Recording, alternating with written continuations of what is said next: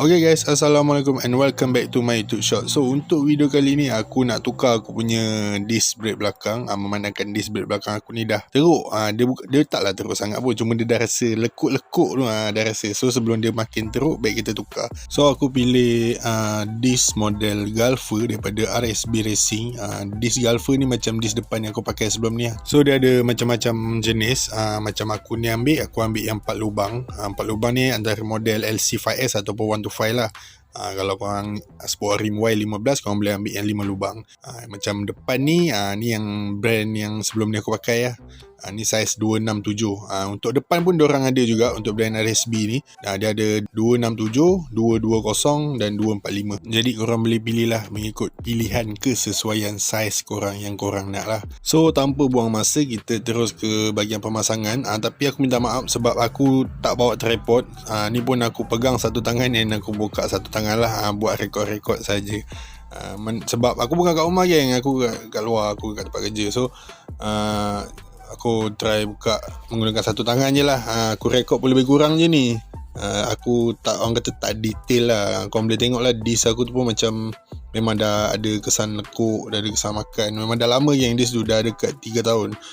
So aku pasang disc baru ni, tengok cun teruk geng. So ni bila dah siap pemasangan dia, memang nice lah. So sebelum pasang tu aku nak lap aku punya caliper ni. Memang dah kotor dah, dengan penuh dengan habuk brake, lepas tu minyak apa semua. So bagi aku cuci dulu sampai bersih. So bila aku dah cuci bersih, macam ni lah kejadiannya. Aku tengok tahu-tahu dah siap naik. Sebab aku tak boleh nak stand phone je. So aku minta maaf sangat lah.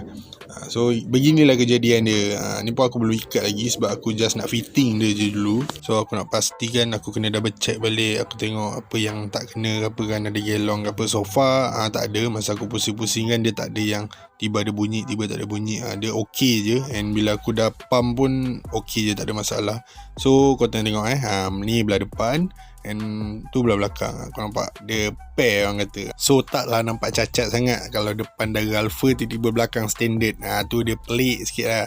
So ni lepas aku dah try running, aku bawa brake cengkam, cuma masih belum kuat lagi. Kau boleh tengok lah dia punya cala dekat bahagian disc tu, dia tak rata. Sebab kan aku pakai brake pad lama.